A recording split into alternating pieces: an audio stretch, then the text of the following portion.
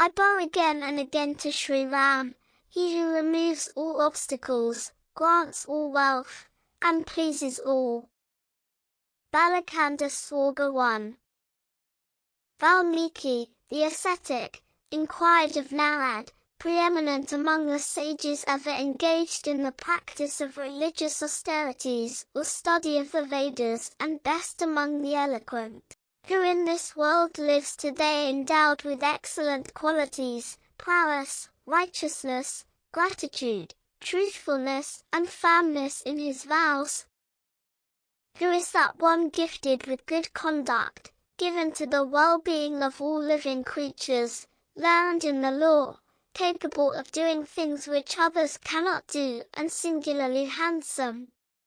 Who, among men is self-restrained?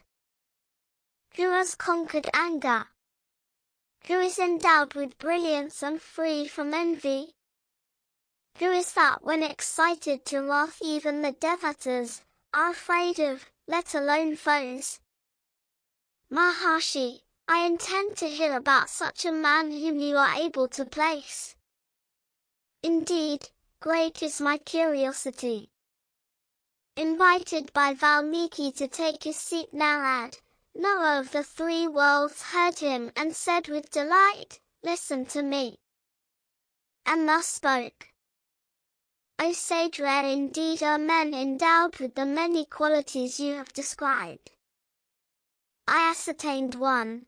People have heard his name as Ram, who was born in the race of King Ikshvaku, having steady nature, possessing incomprehensible prowess, self-effulgent, self-commanding and subjecting senses under his control.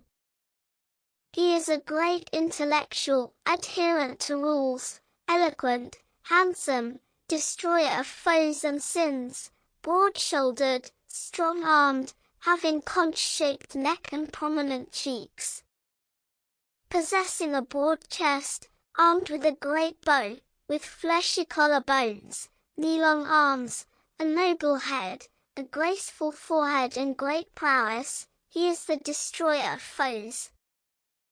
Mighty and powerful, he has a well-proportioned body, neither tall nor short, shining complexion, well-developed chest, large eyes, lustrous body and good qualities.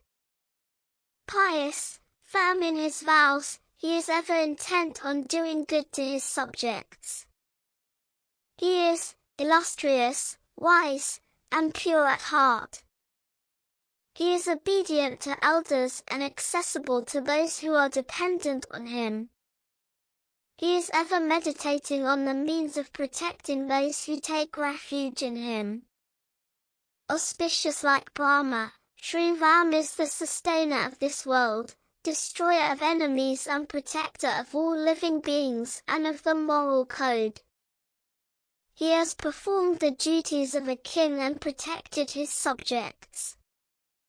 Knowledgeable in the true nature of the Vedas, he is accomplished in military science, he is a great archer. Sri Ram knows the true meaning of all scriptures and has a retentive memory. He is talented. He is beloved and well disposed towards all people and courteous even towards those who have done him harm. He has an unperturbed mind and is circumspect. Sri Ram, like sea to rivers, is accessible to men of virtue and has equal disposition towards all. He always has a pleasing appearance. Sri Ram, bestowed with all virtues, enhanced the joys of Kausalya. He is like the sea in deportment and like Himavant in fortitude. Sri Ram is like Vishnu in prowess, the moon in pleasing appearance, the all-consuming fire in anger, the earth in patience, Kubera in charity and the sun in steadfastness. With a desire to promote the welfare of the people, King Dasaratha decided to install Sri Ram, his eldest and affectionate son, as heir, who was bestowed with all excellent qualities and true prowess. Beloved of the people, he was ever intent in the welfare of the people. Thereafter, having seen the preparations for installation of Ram, Queen Kaikeyi, who had been promised earlier with boons by Dasaratha, demanded of him the exile of Ram and enthronement of Bharata. Mighty Sri Ram, in order to please Kaikeyi and obey the word of command of his father, went to the forest and helped the king to keep his promise to Kaikeyi. Lakshmana, beloved brother to Ram, is drawn towards him. Endowed with modesty, he is an enhancer of the joy of his mother Sumitra. Displaying his fraternal love, he followed Ram, who was departing to the forest. Born in the race of Janaka and daughter-in-law of Dasaratha, Sita, beloved spouse of Ram, is like his vital breath, always desired the well-being of Ram. She followed him like Rohini, the moon. The citizens and Dasaratha followed Ram for a long distance. Ram, of righteous nature, having approached Guha, king of Nishidas, at Shrungiberapura, sent back charioteer Sumatra, and Ram along with Sita and Lakshmana crossed river Ganga. Moving from one forest to another and crossing deep and wide rivers with plenty of waters, reached the Chitrakuta mountain by the command of sage Bharadwaja. They raised a hut made of leaves in the forest located in Chitrakuta mountain, and dwelt there happily, resembling Devas and Gandharvas. When Ram had set out to Chitrakuta, King Dasaratha, stricken by the grief over the separation from his son and mourning over him, departed to heavens. After Dasaratha had passed away, mighty Bharata did not desire to rule the kingdom against the orders by Vasishtha and other Brahmins. The brave Bharata, who had conquered envy and hatred, went to the forest in order to worship Ram's feet. Bharata reached Ram, so pleasing, venerable, truthful and chivalrous, worshipped him with reverence and implored. Bharata, addressing Ram, said, "You are knower of righteousness. You alone should be the king. Although a source of universal delight, although exceedingly generous and of cheerful countenance, highly renowned and capable, Ram refused to accept the kingdom in accordance with the command of his father.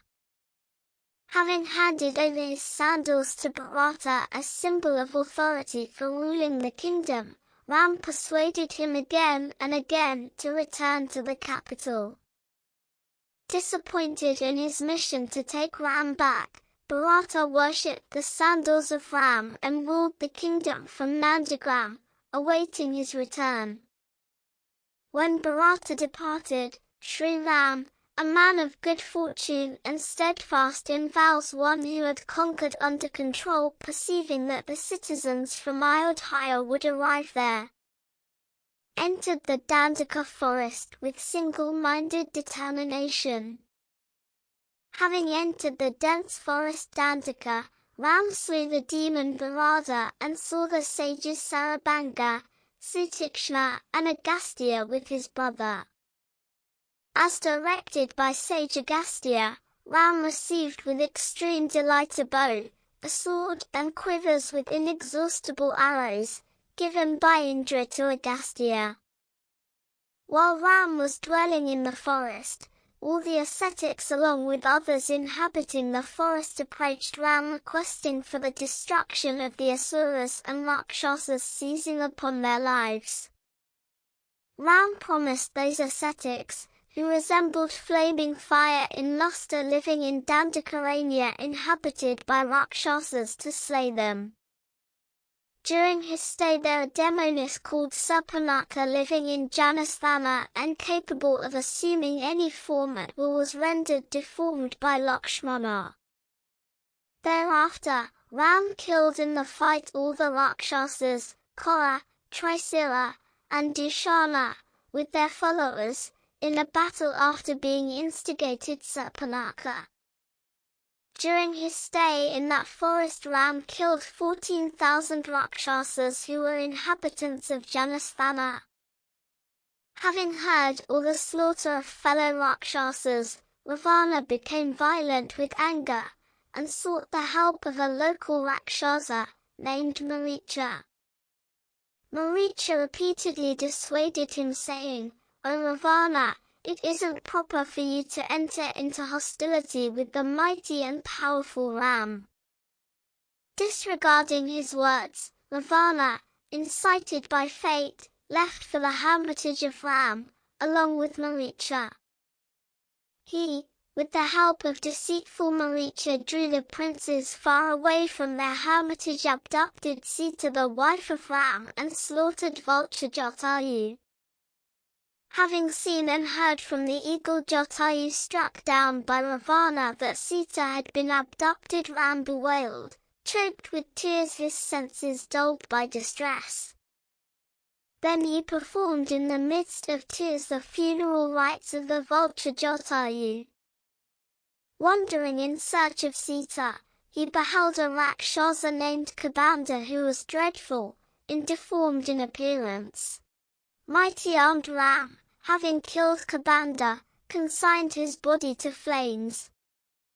While leaving for heavens, he informed him, saying, "O Raghuva, there is a female ascetic in Sabara community, performing religious duties and proficient in practicing austerities.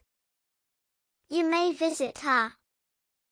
Ram, son of Dasaratha, destroyer of enemies and possessing great splendor, approached Sabari, who duly worshipped him.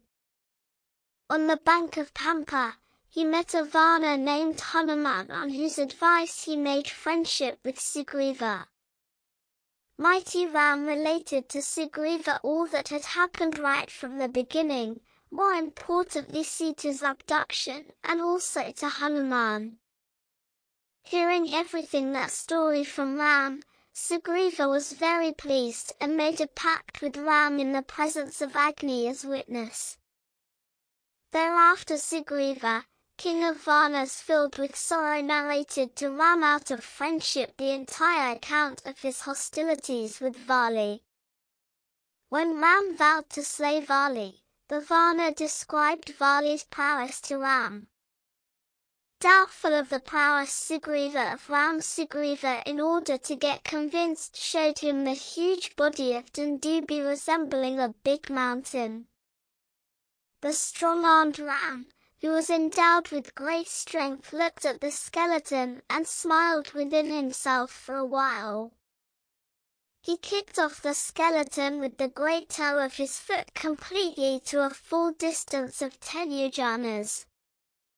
Again, in order to create confidence, he released a single mighty shaft which penetrated 7 palmyra trees, a mountain, and the Rasatala.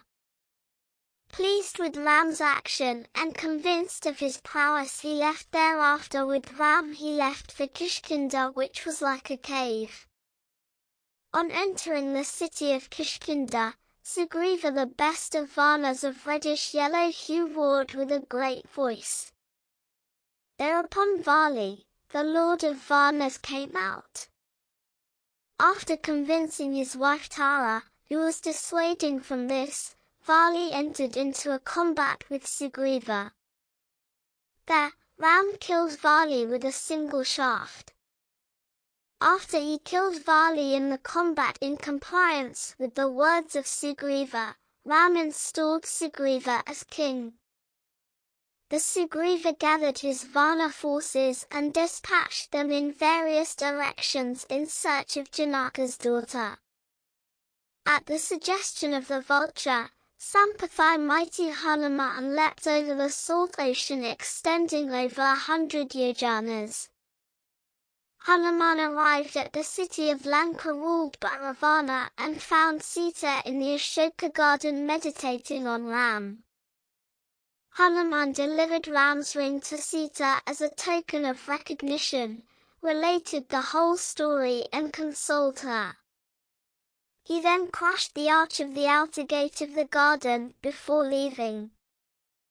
After killing 5 commanders, 7 sons of the councillors, stamping out valiant Akshoya Kumara, the son of Ravana, Hanuman got himself captured. The heroic Hanuman came to know that he could be released from the entanglements of the weapon granted to him through a boon by Brahma. He allowed himself to be restrained by the Rakshasas with the ropes for the sake of achieving his other objective of seeing Ravana. Thereafter, he burnt the whole of Lanka except the place where Sita was at return to deliver the good news to Ram. Reaching Ram, the great Hanuman gifted with boundless intellect circumambulated him and in fact informed him that he had seen Sita. Thereafter, Ram reached the shore of the ocean together with Sugriva and saw the ocean agitated with shafts burning like the sun. Samudra, lord of rivers, and having appeared in his own form, and on his advice got a bridge built with the help of Nala. Ram entered the city of Lanka by means of that bridge, killed Ravana in the battle and recovered Sita. Thereafter he felt greatly embarrassed for accepting a wife who had stayed with another man. Ram spoke harsh words about Sita in the assembly. Sita, incapable of enduring such words, entered fire. With the testimony of the fire god, Ram was exceedingly pleased to know that Sita was sinless. All the gods adored him. All the animate and inanimate beings, gods, and sages in the 3 worlds were very pleased at this noble deed of the great Ram. After coronating the Rakshasa chief Vibhishana in the city of Lanka, Ram, free from distress, exceedingly rejoiced after having accomplished his objective.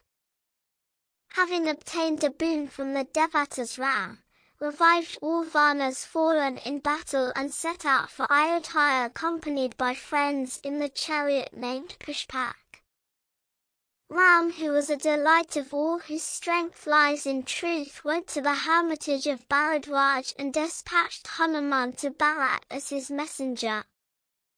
Again, accompanied by Sugriv and recalling earlier incidents, and after both of them discussed with each other, Ram departed to Nandagram riding Pushpak. At Nandagram, sinless Ram arrived, met his brothers. They shed their matted locks. With Sita restored, he regained his kingdom. The entire world rejoiced with happiness. With their desire fulfilled, they were content. All people were following the path of righteousness. There was no fear of sufferings or agonies, diseases or famine. During the period of Ram's rule, nowhere would men witness the death of their sons or women widowed. They would ever remain chaste and devoted to their husbands. There was no fear of fire, water, wind, disease, hunger, and also theft. All the cities and villages were affluent with wealth and food grains. People lived happily as though they lived in Kritayug. Highly renowned Ram, having satisfied the gods with the performance of 100 of Ashwamedhs and many Suvanaks, bestowing hundreds of thousands of cows and immense wealth on the Brahmins, will return to Brahmalok. Ram will establish 100-fold royal dynasties and employ the 4 castes to do their respective duties in this world. Ram, reigning the kingdom for 11,000 years, will attain Brahmalok. This story of Ram is sacred and holy. It destroys sins and is equal to the Vedas. Whosoever reads it will be freed from all sins. This story of Ramayana enhances longevity of those who read it and recite it. They will be worshipped in heavens after their death along with their sons and grandsons, servants and relations. A Brahmin becomes proficient in the 18 branches of learning. A Kshatriya gets lordship over landed possessions. A Vaisya gets the fruits of his business, and Sudra also attains greatness by reading Ramayan. Thus ends the first Swarga of Bala Kanda of the Holy Ramayan in synopsis of the first epic composed by sage Valmiki.